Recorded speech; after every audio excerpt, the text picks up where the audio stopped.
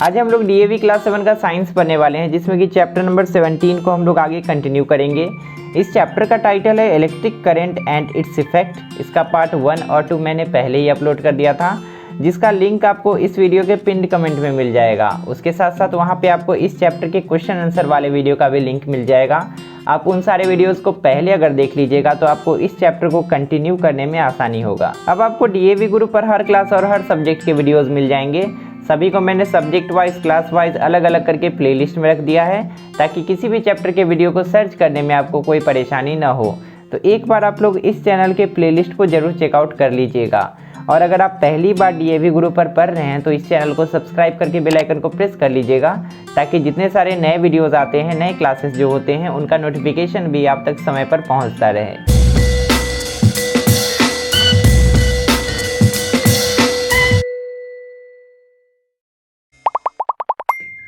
हमने पिछले क्लास में पढ़ा था कि अगर हम लोग किसी वायर से करंट को फ्लो करवाते हैं तो वो जो वायर है ना, एक मैग्नेट की तरह बिहेव करने लगता है, और इस करंट के इफेक्ट को हम लोग बोलते हैं मैग्नेटिक इफेक्ट ऑफ करंट। और इसी को यूज़ करके हम लोग इलेक्ट्रोमैग्नेट्स बना सकते हैं। इलेक्ट्रोमैग्नेट्स क्या होते हैं? ये एक टाइप के टेम्पररी मैग्नेट्स होते हैं।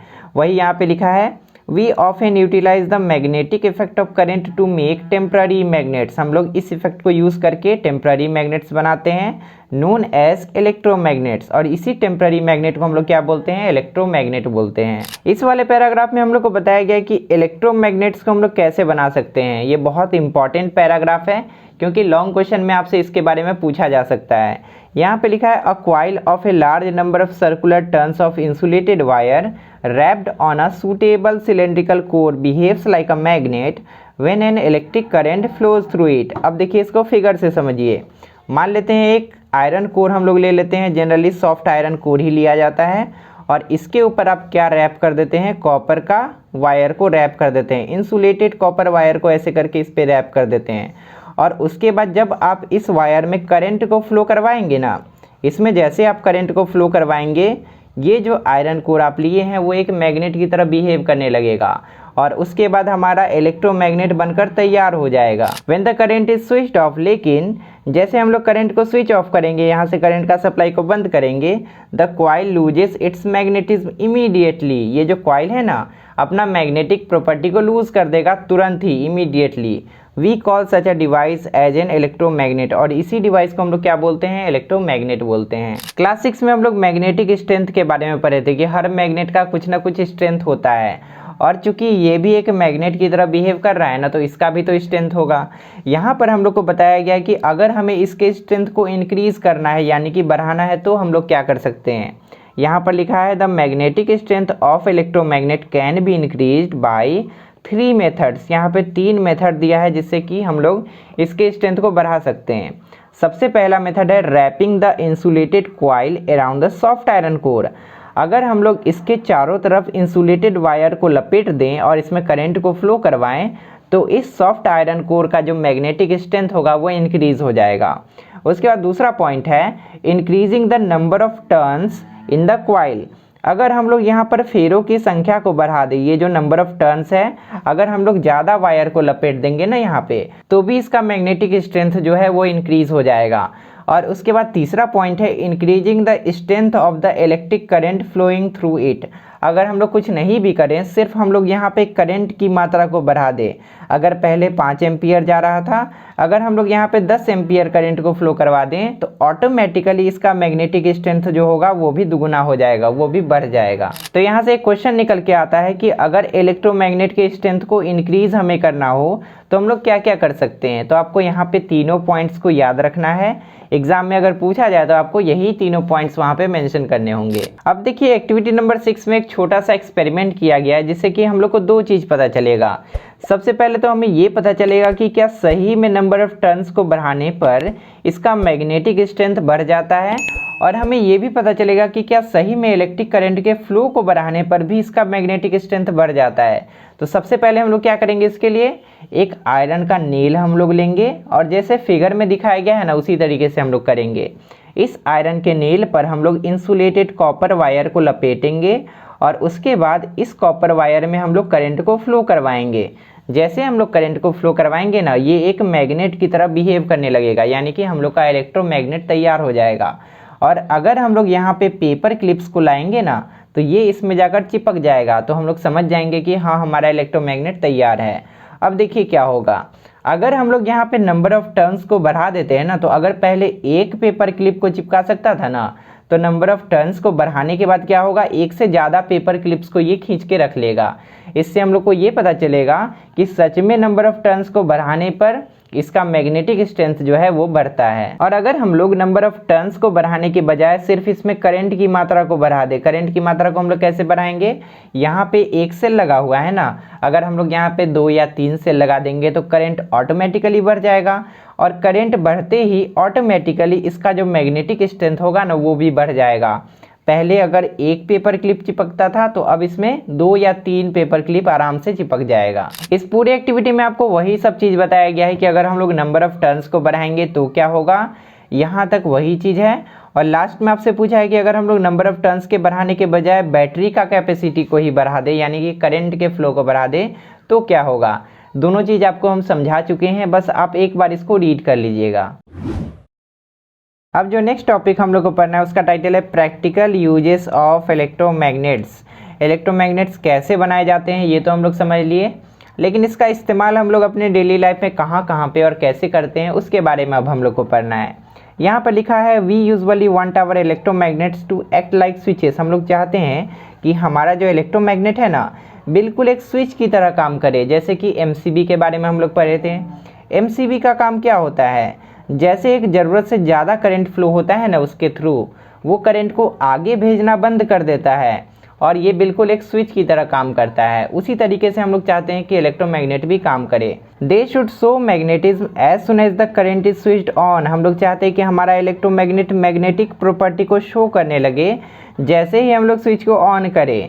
And should lose their magnetism almost immediately when the current is switched off. और जैसे हम लोग करंट को स्विच ऑफ करें ना, वो मैग्नेटिक प्रॉपर्टी को लूज कर दे, वो मैग्नेट की तरह बिहेव करना बंद कर दे। और इसीलिए हम लोग इलेक्ट्रोमैग्नेट को बनाने के लिए ना आयरन कोर का इस्तेमाल करते हैं। वही यहाँ पे लिखा है in iron cored electromagnet does show such a behaviour. इस टाइप का बिहेवियर ना आयरन कोर का इलेक्ट्रोमैग्नेट करता है।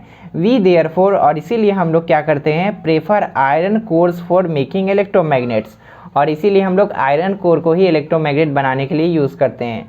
तो यहाँ पे भी आपका एक क्वेश्चन निकल के आता है कि जनरली इलेक्ट्रोमैग्नेट बनाने के लिए हम लोग आयरन कोर का ही इस्तेमाल क्यों करते हैं, तो आपको इसका आंसर यहाँ से मिल जाएगा। अब देखिए इलेक्ट्रोमैग्नेट कहाँ कहाँ पे हम लोग यूज़ करते हैं उसके बारे में इस पैराग्राफ में हम लोग को बताया गया है। इसमें लिखा है कि इलेक्ट्रोमैग्नेट जो होते हैं ना अलग अलग साइजेस और अलग अलग शेप के हो सकते हैं, और ये डिपेंड करता है कि वो किस डिवाइस में इस्तेमाल किया जा रहा है।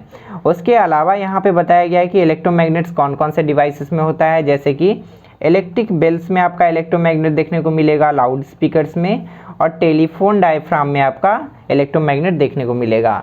उसके अलावा जो जाइंट इलेक्ट्रोमैग्नेट्स होते हैं, यानी कि बहुत बड़े साइज में जो इलेक्ट्रोमैग्नेट्स होते हैं, उसका इस्तेमाल होता है मोबाइल क्रेन्स में। मोबाइल कहने का मतलब क्या हुआ, आपको बताए थे पिछले क्लास में।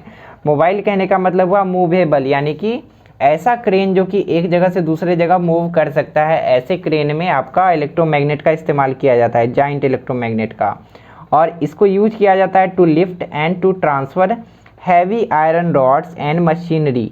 लोहे का बना हुआ जो रॉड होता है और लोहे का बना हुआ जो मशीन्स होता है, उसको एक जगह से दूसरे जगह ले जाने के लिए इस वाले मोबाइल क्रेन का इस्तेमाल होता है। यहाँ पर जो इलेक्ट्रोमैग्नेट लगा होता है ना, उसके कारण जो भी आयरन रॉड होता है या आयरन का मशीन होता है वो इसमें चिपक जाता है और उसके बाद आसानी से उसको एक जगह से दूसरे जगह उठाकर ले जाया जाता है। उसके अलावा डॉक्टर्स भी छोटे छोटे मैग्नेट्स का इस्तेमाल करते हैं आँखों का इलाज करते समय। और लास्ट में लिखा है मेनी टॉयज, और बहुत सारे खिलौनों में भी आपको इलेक्ट्रोमैग्नेट्स देखने को मिलेंगे। इस तरीके से इतने सारे जगहों पे इलेक्ट्रोमैग्नेट्स का इस्तेमाल किया जाता है। 5-6 एग्जाम्पल आपको हमेशा याद रखना है। जब भी इलेक्ट्रोमैग्नेट के बारे में आप एग्जाम में लिखेंगे तो एग्जाम्पल में आपको ये सब लिखना होगा। अब देखिए डू यू नो में यहाँ पे सोलेनॉइड के बारे में आपको बताया गया है। यहाँ पे बस इंट्रोडक्शन है, इसका डिटेल आपको क्लास 12th में पढ़ना है। यहाँ पर लिखा है a current carrying coil made up of large number of circular turns of wire produces magnetic effect very much similar to those of a bar magnet. One end of a coil acts like a magnetic north pole while other acts like a magnetic south pole.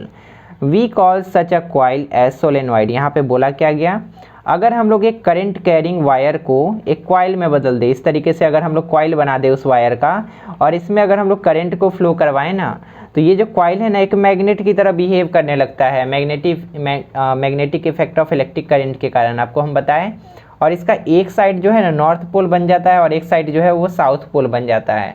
और फिर इसका नाम बदलकर हम लोग क्या रख देते हैं, इसका नाम बदलकर हम लोग सोलोनॉइड रख देते हैं। बस यही चीज़ है सोलोनॉइड। इसके बारे में डिटेल आपको क्लास 12th में पढ़ना है। सोलोनॉइड होता क्या है बस आपको याद रखना है, और एग्जाम में अगर पूछा जाए तो आप एग्जाम में लिख दीजिएगा।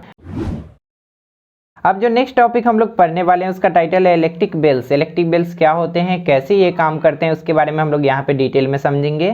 यहाँ पे इसके बारे में लिखा है the electric bell is a simple household device. ये एक बहुत ही साधारण हाउस होल्ड यानी कि घरेलू डिवाइस है, based on the magnetic effect of current. और ये किस पे काम करता है, मैग्नेटिक इफेक्ट ऑफ करंट पे काम करता है, जिसके बारे में शुरू से ही हम लोग पढ़ते आ रहे हैं। जैसे हम लोग यहाँ पे करंट को फ्लो करवाते हैं ना, यहाँ पे कुछ मैग्नेटिक इफेक्ट जनरेट होता है और उसी के कारण ये जो बेल है बजना शुरू हो जाता है। कैसे एग्जैक्टली ये काम करता है उसके बारे में हम लोग यहाँ पे आगे पढ़ेंगे।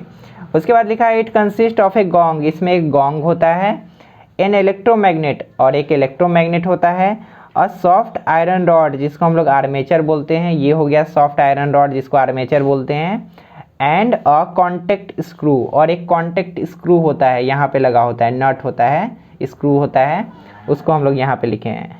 All arrange in an electrical circuit as shown in the diagram here. और सभी को कुछ इस तरीके से अरेंज करके रखा जाता है, इलेक्ट्रिक सर्किट यहाँ पे एक बनता है, और उसके बाद इलेक्ट्रिक बेल जो है वो काम करता है। कैसे काम करता है उसके बारे में यहाँ पर हम लोग को नेक्स्ट टॉपिक के अंदर में पढ़ना है, जो कि है working of an electric bell. कैसे काम करता है हम लोग यहाँ पर डिटेल में जानेंगे। इसके वर्किंग को टोटल 5 पॉइंट्स में समझाया गया है, जिसमें कि पहला पॉइंट यहाँ पे है और बाकी का 4 पॉइंट्स यहाँ पे है। इनको हम लोग बाद में पढ़ लेंगे, पहले हम लोग फिगर के थ्रू समझ लेते हैं कि एग्जैक्टली इलेक्ट्रिक बेल जो होता है वो काम कैसे करता है।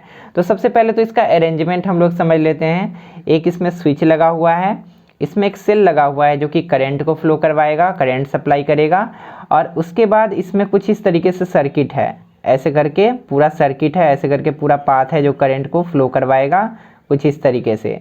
अब देखिए यहाँ पे क्या होता है, जैसे हम लोग स्विच को ऑन करते हैं ना, यहाँ पे करंट फ्लो करना शुरू करता है और यहाँ पे इस वाले कोर से होकर गुजरता है करंट। जैसे इस कोर से होकर करंट गुजरता है ना, इसमें मैग्नेटिक प्रॉपर्टी आ जाता है, ये मैग्नेट की तरह बिहेव करने लगता है। अब जैसे ये इसमें मैग्नेटिक प्रॉपर्टी आया ना, इस वाले आर्म को ये अपने तरफ खींच लेता है, ये जो आर्मेचर है ना इसको अपनी तरफ खींच लेता है, यहाँ पे खींच लिया, और उसके कारण से ये जो हैमर है ना इस वाले गोंग पर जोर से स्ट्राइक करता है। जैसे कि यहाँ पे आया, स्ट्राइक करता है तो एक बार टन बजा, लेकिन अब देखिए क्या हुआ, आर्मेचर के उधर चले जाने के कारण यहाँ पे कनेक्शन ब्रेक हो जाता है। और जैसा कि हम आपको बताए हैं कि ये जो मैग्नेट है ना इलेक्ट्रोमैग्नेट तभी तक काम करेगा जब तक इसमें करंट सप्लाई होगा। यहाँ पे तो करंट सप्लाई बंद हो गया, अब ये मैग्नेट की तरह बिहेव नहीं करेगा, तो यहाँ पे एक स्प्रिंग लगा होता है जो कि इसको वापस से उसी पोजीशन पे ले जाता है जहाँ पे ये पहले था। अब वापस से यहाँ पे आ गया, लेकिन यहाँ पे आने के बाद इसको पता चला कि अरे करंट तो आ रहा है। अब करंट फिर से सप्लाई करने लगता है, यहाँ पे कनेक्शन जैसे बना ये फिर से मैग्नेट की तरह बिहेव करने लगेगा और वापस से अपनी तरफ खींचेगा, फिर से ये इधर आएगा, फिर से टर्न आवाज करेगा, फिर से इसको पता चलेगा कि अरे करंट तो आना बंद हो गया। फिर करंट आना बंद होगा तो इसका मैग्नेटिक प्रॉपर्टी खत्म, फिर से वापस ये यहाँ पे चले जाएगा, फिर यहाँ जाने के बाद पता चलेगा कि अरे करंट तो आ रहा है। इसी तरीके से एक साइक्लिक मूवमेंट होता है इस वाले हैमर का, और बार बार ये इस गोंग पे स्ट्राइक करता है और हम लोग का घंटी जो होता है, इलेक्ट्रिक बेल जो होता है वो रिंग करने लगता है। इसको फिगर के थ्रू तो हम लोग समझ लिए, अब हर एक पॉइंट को एक एक करके हम लोग रीड कर लेते हैं ताकि एग्जाम में अगर एक्सप्लेन करने के लिए बोला जाए तो हम लोग इन्हीं सारे पॉइंट्स को समझकर लिख पाएँ। तो यहाँ पे पहला पॉइंट में लिखा है when current flows through electromagnet it acquires magnetism and attract the armature।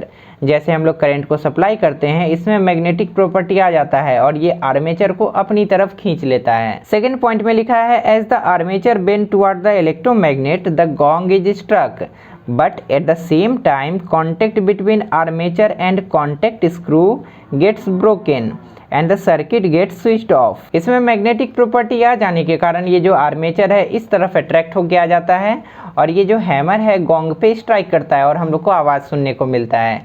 लेकिन उसी समय आर्मेचर और यहाँ पे जो कॉन्टेक्ट स्क्रू लगा हुआ है उसके बीच का कनेक्शन ब्रेक हो जाता है और हम लोग का सर्किट जो है वो भी ब्रेक हो जाता है। As the current flow stops due to the break in the circuit, the electromagnet immediately loses its magnetism, it is therefore no longer attracts the armature. यहाँ पर कनेक्शन ब्रेक होने के बाद इसका मैग्नेटिक प्रॉपर्टी खत्म हो जाता है और ये आर्मेचर को अपनी तरफ खींचकर नहीं रख पाता है। The armature gets pull back to its original position by spring action, it is now again come in contact with the contact screw, the circuit gets completed again, the cycle repeats itself and the gong gets struck again.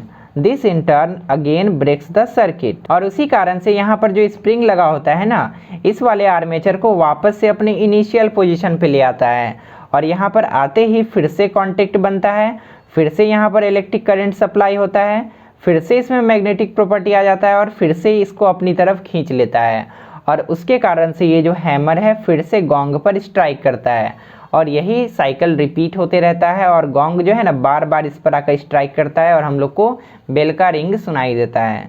वही चीज़ यहाँ पे last में लिखा है, due to this alternate making and breaking of the circuit which takes place very rapidly. यहाँ पे circuit एक बार बन रहा है और एक बार ब्रेक हो जा रहा है जो कि बहुत तेज़ी से होता है, rapidly. The electric bell goes on ringing, और इसी कारण से इलेक्ट्रिक बेल जो है वो बजने लगता है continuously as long as the switch is kept press. जब तक हम लोग स्विच को ऑन रखते हैं तब तक जो बेल है वो रिंग करना कंटिन्यू रखता है। तो फाइनली यहाँ तक इस पूरे चैप्टर में जितने सारे टॉपिक्स दिए गए थे सभी को हमने डिटेल में स्टडी कर लिया। इसका पार्ट 1, पार्ट 2 और साथ ही साथ इसका जो क्वेश्चन आंसर वाला वीडियो है उसका लिंक आपको इस वीडियो के पिन्ड कमेंट में मिल जाएगा, आप उसको ज़रूर देख लीजिएगा। और अगर किसी और चैप्टर के लिए भी आपको इस टाइप का एक्सप्लेनेशन वीडियो चाहिए या क्वेश्चन आंसर वीडियो चाहिए तो उसके लिए आप कमेंट सेक्शन में ज़रूर लिखिएगा। अगर आप बोलेंगे तो हम उस वीडियो को भी बहुत जल्दी अपलोड कर देंगे। अगर आपको साइंस के किसी दूसरे चैप्टर को भी अच्छे से पढ़ना है तो प्लेलिस्ट को ओपन करने के लिए लेफ्ट साइड में क्लिक कीजिए और इसके बाद वाले क्लास को देखने के लिए राइट साइड में क्लिक कीजिए। फिलहाल इस वीडियो में इतना ही, मिलते हैं अगली क्लास में एक नए टॉपिक के साथ। तब तक के लिए अपना ध्यान रखिए और अच्छे से पढ़ाई करते रहिए।